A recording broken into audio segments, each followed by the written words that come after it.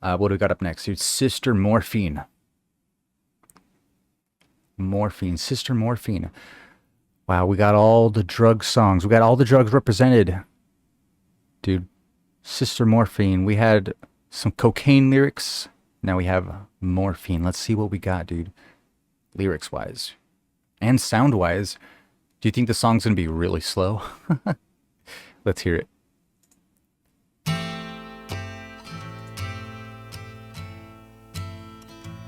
It's pretty slow.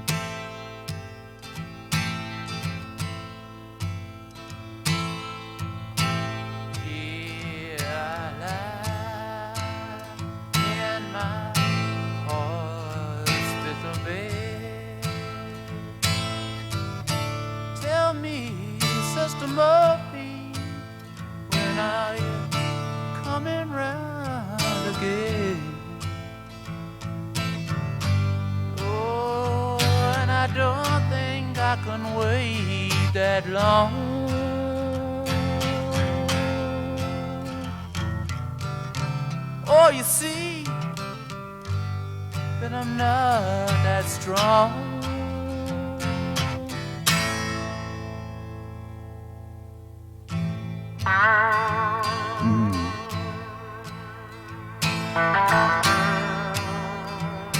The scream of the ambulance is sounding in my ear. Tell me, Sister Morphine, how long have I been lying here? What am I doing in this place?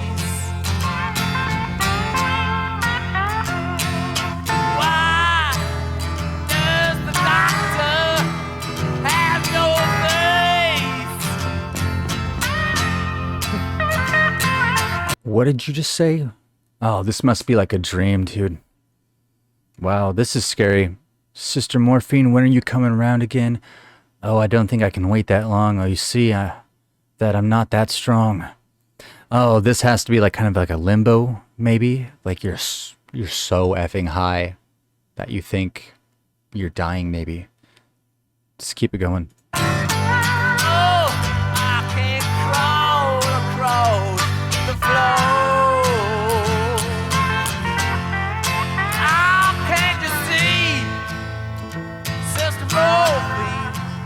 I'm trying to score.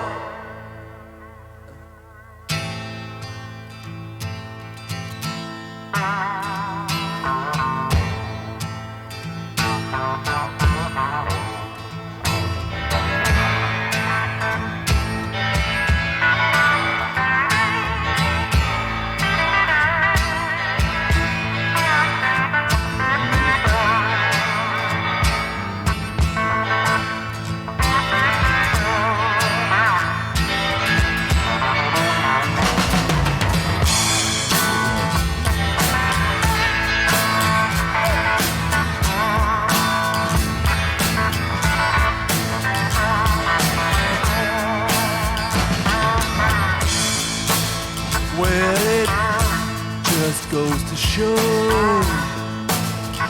things are not what they seem. Please, Sister Morphine, turn my nightmare into dreams.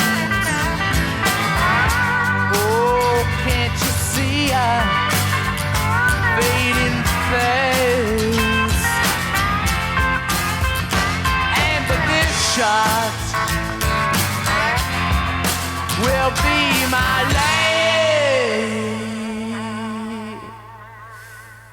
Ooh.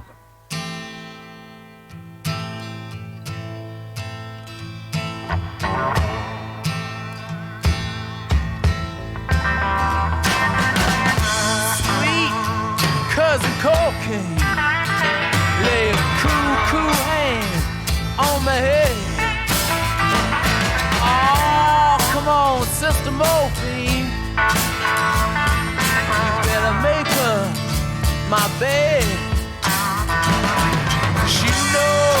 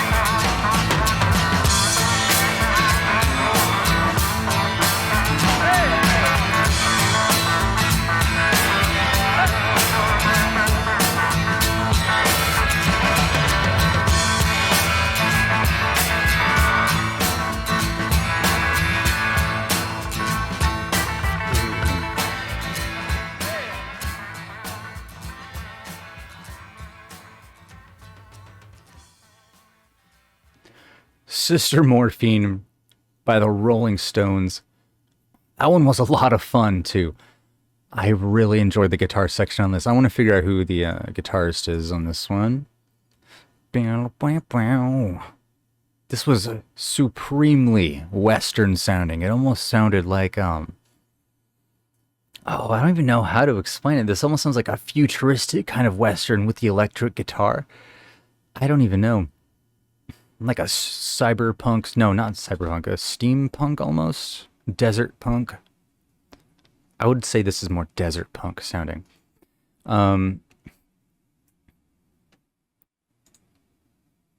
Sister Morphine. Yeah, no, this one was a lot of fun. Oh yeah, I was trying to figure out who the Keith Richards played the guitar on this one. Actually, it was acoustic guitar. It wasn't electric at all.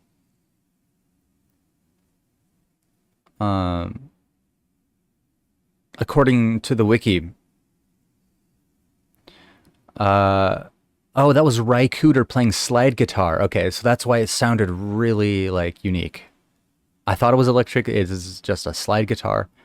Ry Cooder. I think we've checked out something from Ry Cooder before, actually. I swear we have. Let me know if you remember anything of that we've checked out from Ry Cooder. The name sparks something. But yeah, no, the slide guitar sounds amazing on this track.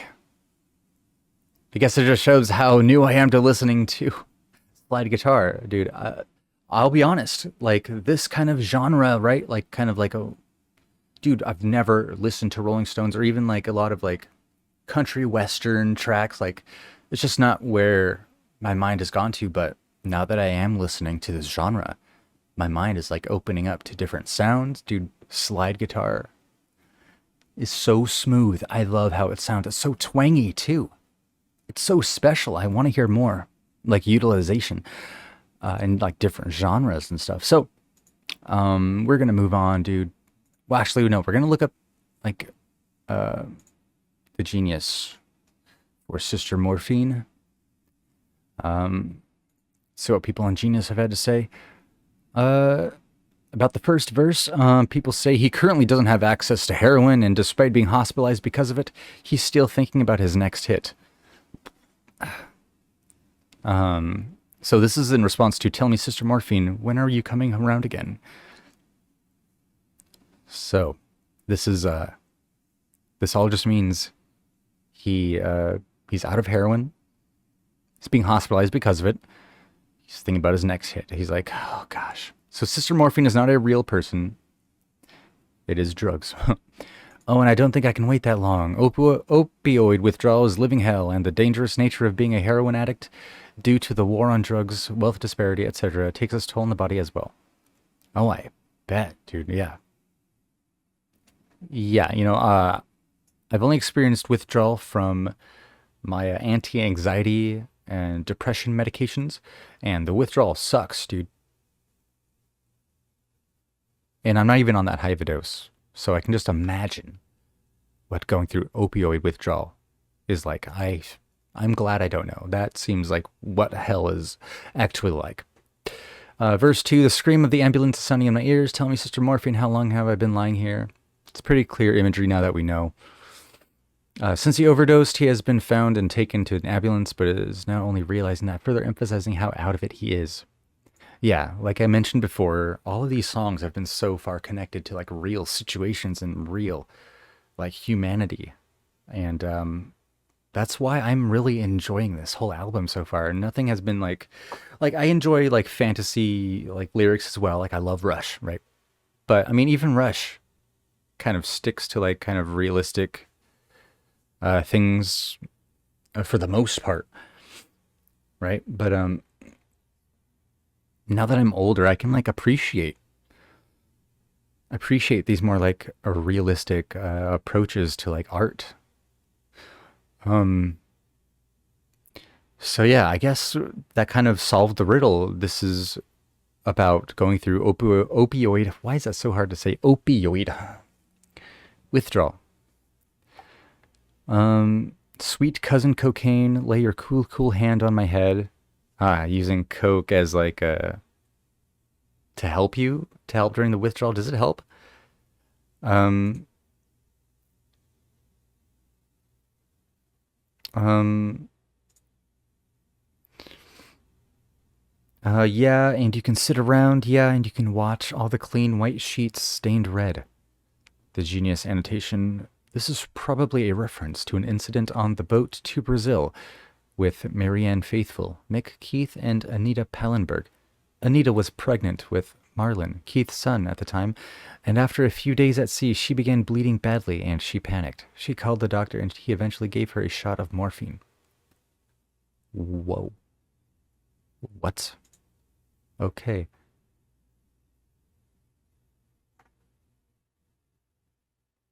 Gave her a shot of morphine because she was panicking and bleeding badly. Oh my gosh. Wow. Okay, so... Wow, if anybody knows any further information, let's read the About section. Track 8 from Sticky Fingers, dude. Sticky Fingers is a drug album whose songs are divided between defiant and defeated. Sister Morphine is the darkest of them all, with the morphine-addicted narrator slipping between life and death. Scary, dude.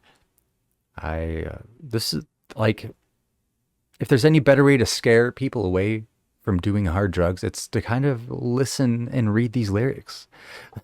This song was partially written and first recorded by Mick Jagger's girlfriend, Marianne Faithfull. Ooh, written and first recorded? Marianne Faithfull was a young British musician who was first introduced to drugs by the members of the Rolling Stones and would go on to battle a serious heroin addiction throughout the 70s and 80s. Wild Horses is also inspired in part by Marianne Faithfull and her drug addiction. Whoa, did we kind of completely skip Wild Horses, dude? I thought Wild Horses was just like a love song. We're going back. I'm so sorry I skipped over it. I'm sure some people were like, what are you doing? What are you doing? So yeah, we're going back. Reading the About section on Genius about Wild Horses. Originally, Keith wrote Wild Horses as a simple lullaby for his son, finding it more and more difficult to part from Marlon to go on tour. The song then took on different complexion under Mick's pen. Marianne Faithfull has revealed that Wild Horses Couldn't Drag Me Away were the first words she uttered to Mick in the hospital when she came out of a 6-day coma caused by an overdose of sleeping pills in the summer of 1969. For the Stones' frontman, however, Wild Horses has nothing to do with Marianne Faithfull. From the liner notes to the 1993 Stones anthology, Jump Back, the best of the Rolling Stones. So, okay, let's just go back real quick. Marianne Faithfull wrote the song after she came out of a 6-day coma. These were the first words she uttered to Mick in the hospital. Wild Horses Couldn't Drag Me Away. But for the Stones frontman, however, Wild Horses has nothing to do with Marianne Faithfull. From the liner notes to the 1993 Stones anthology Jump Back, the best of Rolling Stones, everyone always says it was written about Marianne, but I don't think it was. That was all well over by then. But I was definitely very inside this piece emotionally. This is very personal, evocative, and sad. It all sounds rather doomy now, but it was quite a heavy time. Interesting. But earlier we're told Marianne Faithfull wrote this song. What do you think the real story is?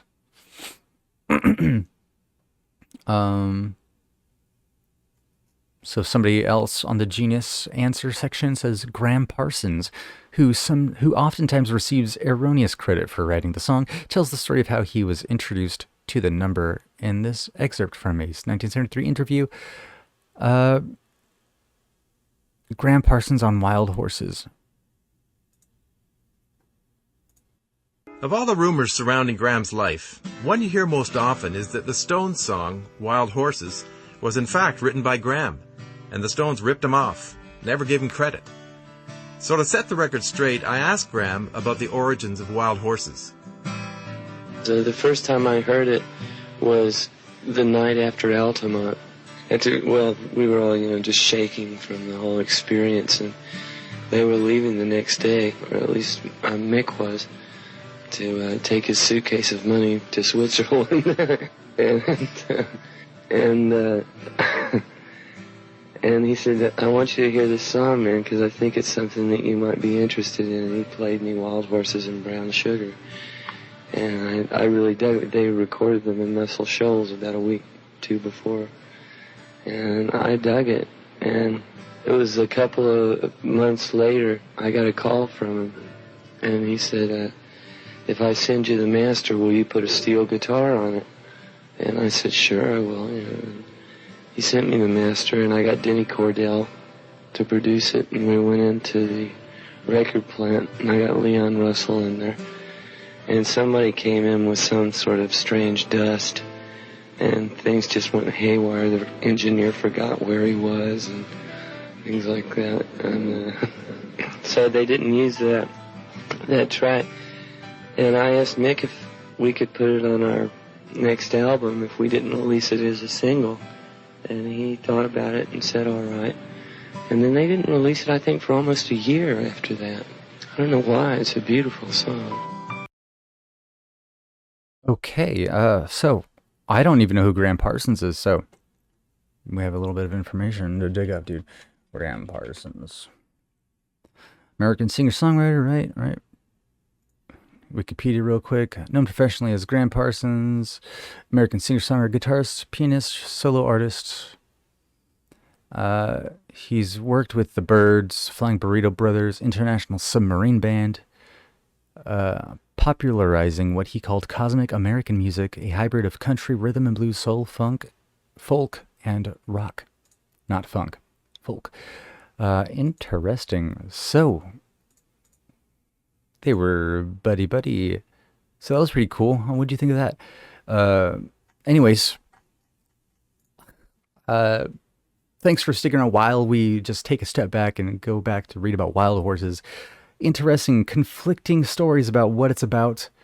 But yeah, like the Genius section said to Rolling Stones frontman Mick Jagger, it means something else than what it means to Marianne Faithfull.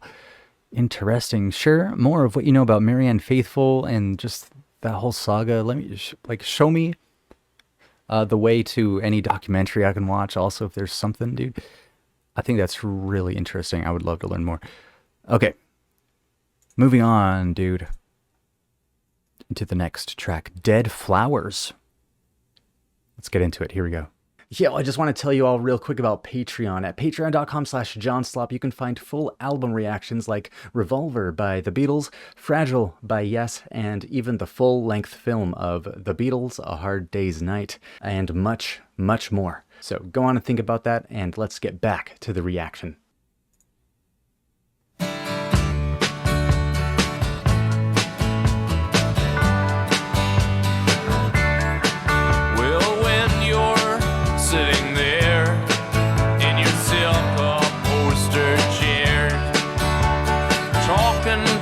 Some rich folk that you know.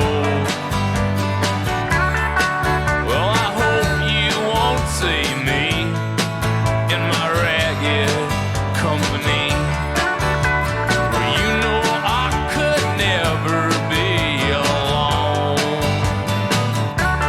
Take me down, little Susie, take me down.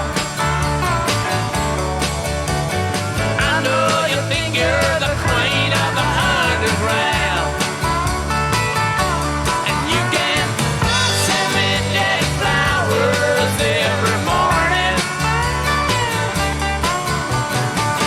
Send me dead flowers by the mail. Send me dead flowers to my wedding, and I won't forget to put roses on your grave. Well, Dude, real quick, I feel like this song's maybe a little cheeky, dude. What are these lyrics? I have not been paying attention. I've just been bobbing my head because it's so fun, upbeat. Easy to mistake, like not really like upbeat lyrics. You know what I mean? Gosh, I need to Stop smoking so much. It's so hard to talk when you smoke so much, dude.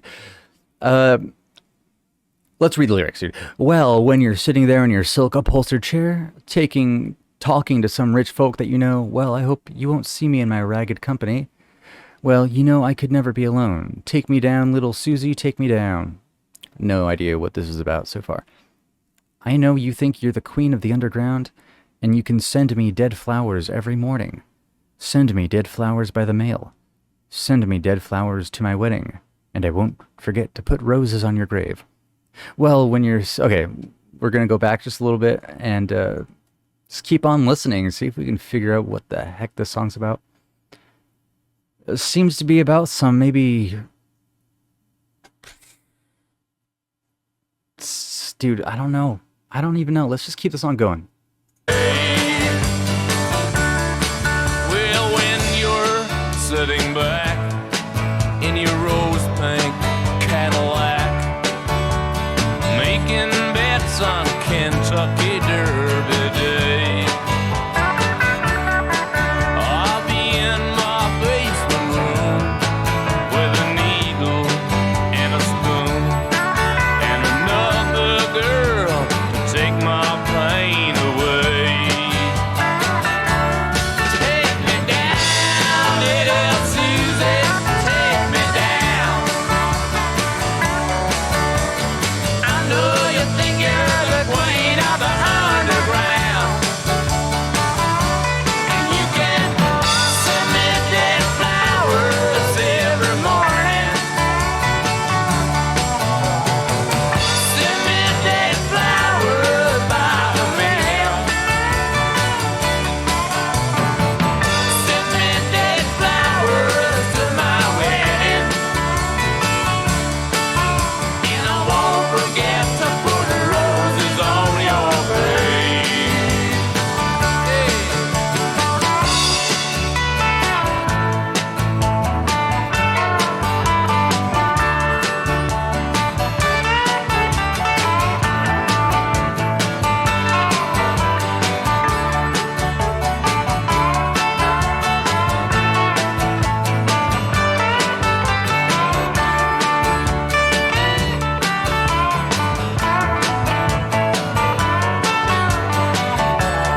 Take me down, little Susie, take me down. I know you think you're the queen of the underground, and you can send me dead flowers every morning. Send me dead flowers by the U.S. mail. Saying with dead flowers at my wedding, and I won't forget to put roses on your grave. No, I won't forget to put roses on your grave.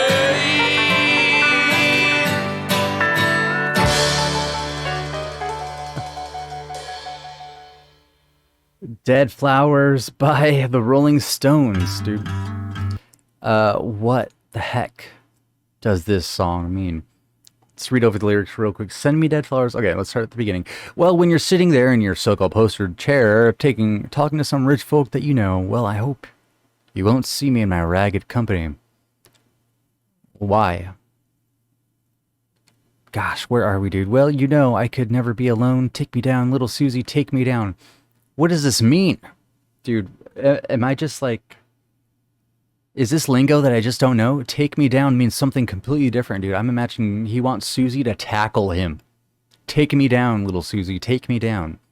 I know you think you're the queen of the underground, and you can send me dead flowers every morning. Send me dead flowers by the mail. Dude, this is also the most country-ass song I've heard them make.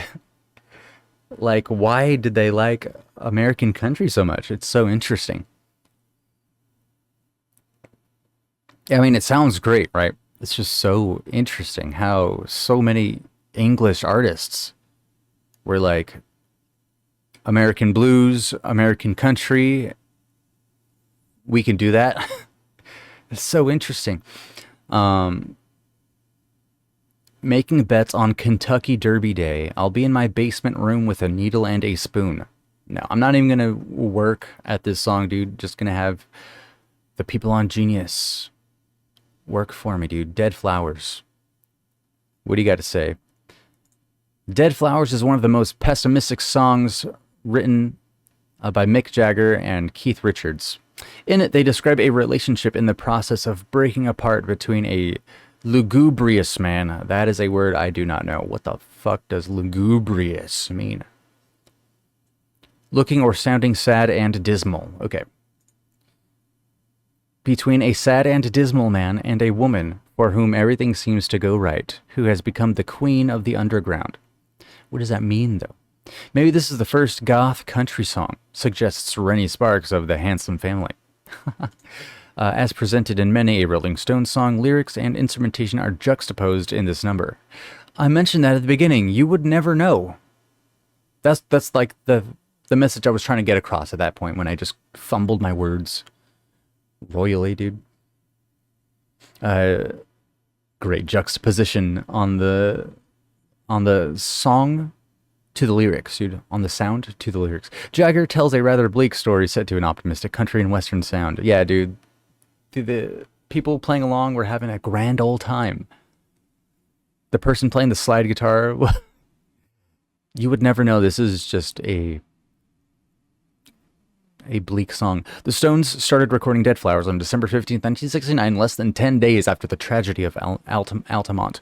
For this reason, the song can be seen as a kind of exorcism of the preceding decade's obsession with hedonistic lifestyles.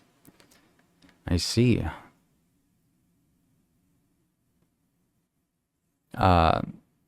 So the best pizza connoisseur also contributes to the conversation on Genius, saying this song is about breaking up with a girl of very high status, but the song also deals with heroin use after the breakup. Okay, some interesting context, dude. Yeah, as I figured, this song is very cheeky in that it's kind of tricking you into thinking it's like a happy song. Well, what did y'all think of that one? I really liked Mick's voice on this one. It was so just putting on that southern drawl sound. It was so interesting to hear. All right, well, that was Dead Flowers. Let me know what you thought of that one and my reaction down in the comments, dude. Moving into the last song of the evening, folks. We're almost done with Sticky Fingers, the album, dude. Moonlight Mile is coming up next. We'll talk about how this whole album made me feel right after we finish this song. So coming up, Moonlight Mile. Let's take a hit. You know what I said earlier about taking too many hits, getting too high, not knowing how to talk sometimes. Screw it all, dude. It's the last song of the album. Let's just do it. Let's get into it.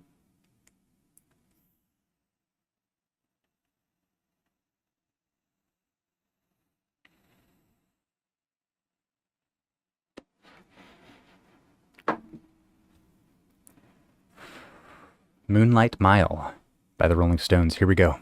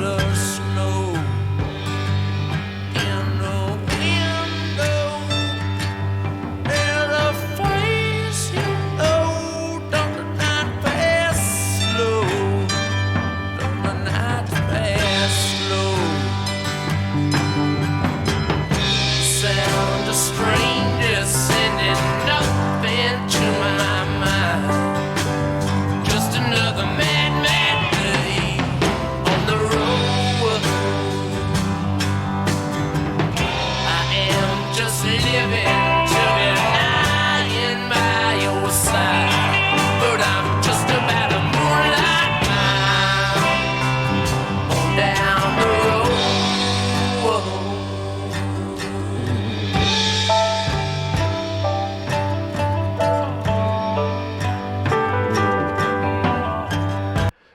quick. I think this might be one of the most like emotionally intense songs. Do you hear how like soft we're being yet so impactful with every note?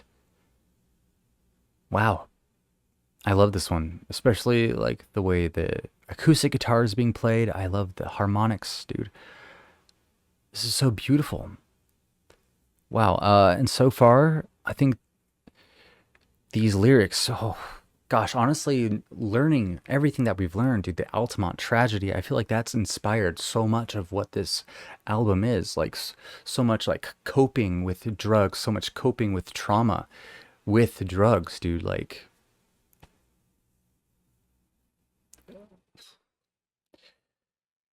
this song almost feels like it's very meant to be kind of like almost lamenting these memories, these experiences.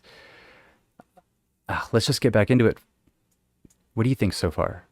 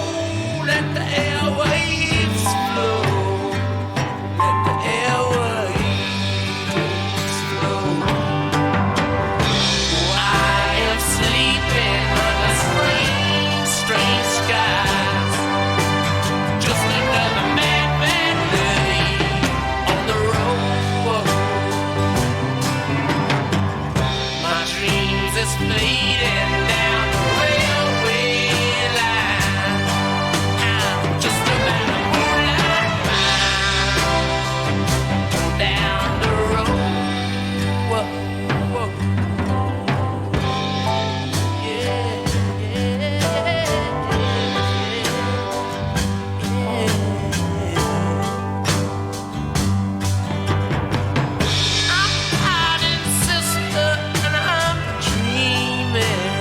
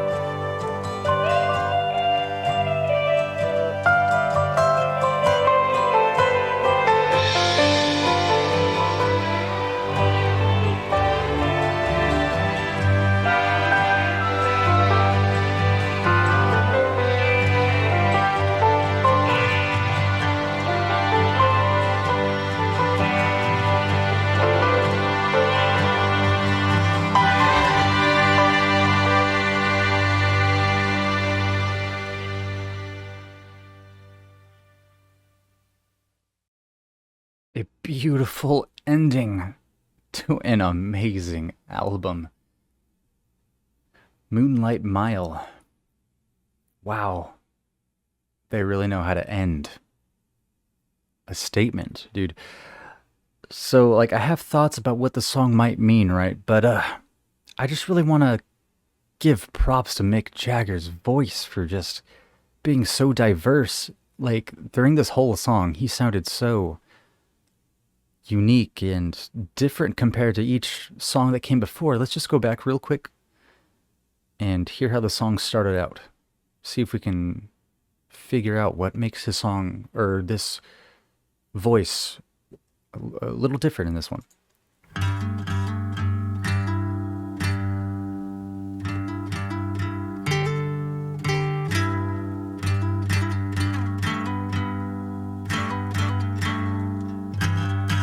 So beautiful, dude.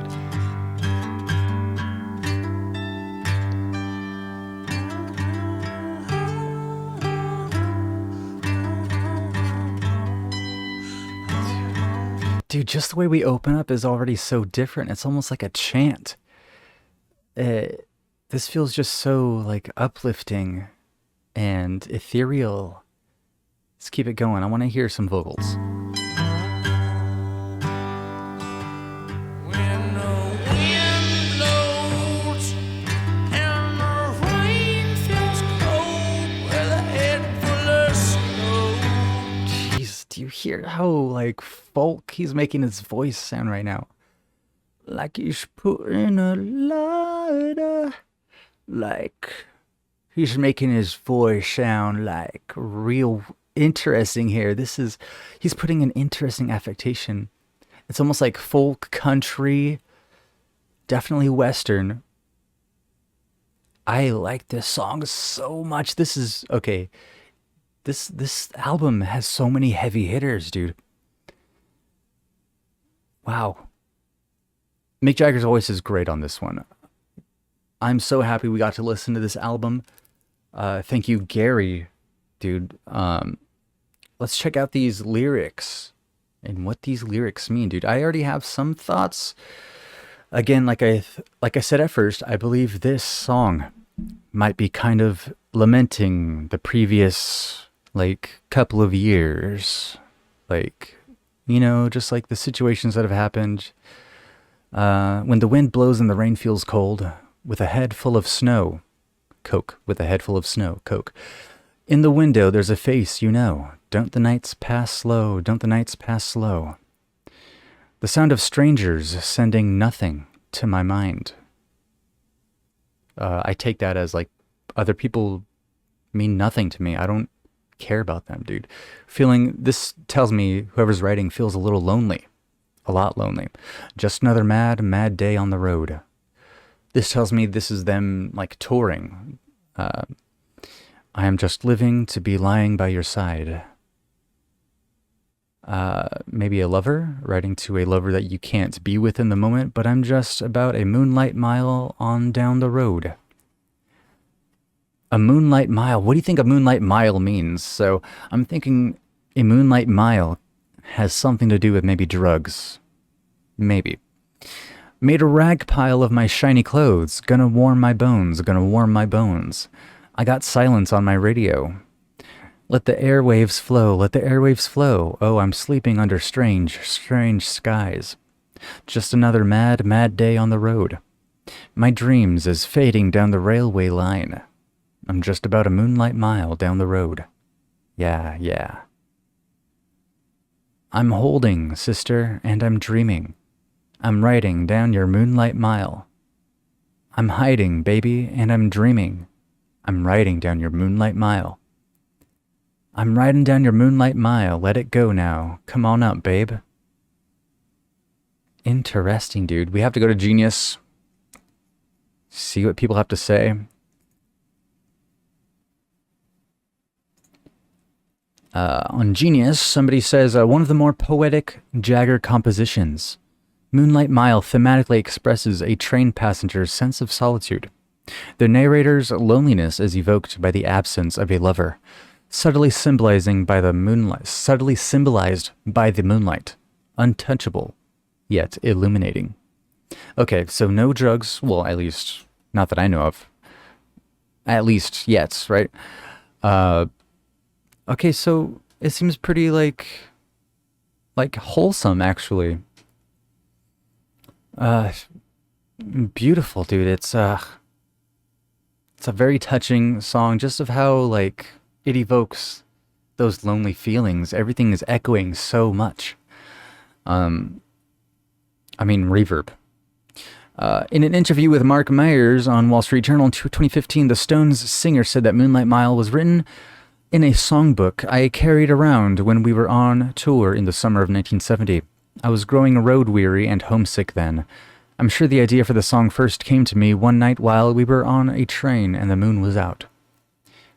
However, this differs markedly from what Mick told Tom Donahue in 1971, per Nick Kent's booklet in the 2015 deluxe reissue of Sticky Fingers. I always liked to write lyrics to a song before we got into the studio, but the lyrics for Moonlight Mile were not written before we cut the track. It was extemporized. Moonlight Mile is the first song that was cut without Keith Richards. Keith's absence, the reason for which can only be assumed, resulted in Mick playing acoustic guitar on the recording. Okay. Interesting. I think this has to be probably the most beautiful song on the track, on this album, dude. Let's go back and check out what other songs we had, dude, and then we can compare. Brown Sugar, great intro to the album, highly energetic. Sway was also pretty fun. Dude, Sway, I remember looking up those lyrics, dude. Moving into Wild Horses, it just kept getting slower, dude. Can't You Hear Me Knockin', definitely my favorite. Favorite out of every song so far. Was not expecting such a long instrumental section. You Gotta Move was a very good way to end. Side 1, Bitch, going back to the same feeling of like Brown Sugar, had a great rock and roll, like party kind of feel. I Got the Blues, dude, we really started getting into like kind of a down feeling, like the melancholy started to really show on this side, I feel. Yeah, dude, we got Bitch, I Got the Blues, then Sister Morphine. Wow, we really learned a lot on this album, dude. Dead Flowers, Moonlight Mile. On the second side, dude, Moonlight Mile is definitely my favorite one. So, top 3 goes Can't You Hear Me Knockin', Moonlight Mile, and then, dude, I like Sister Morphine. Dead Flowers was really good, though, too.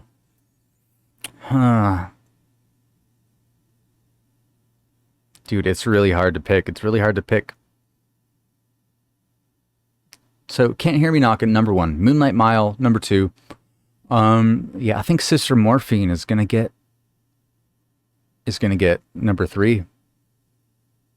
So, let me know what you thought of this album. Let me know your experiences, dude. Let's go, actually, and read the release and reception. What did people think of this album, dude? Sticky Fingers was released on 23rd of April 1971 and hit number 1 spot on the British charts in May 1971, remaining there for 4 weeks before returning at number 1 for a further week in mid-June.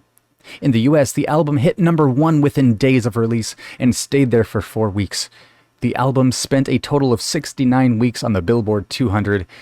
According to Billboard Top 200 list, it was one of many albums that topped the German chart that year. Wow, so everybody loved this album. Everybody was like, 10 out of 10. Dude, did you hear it? It was great.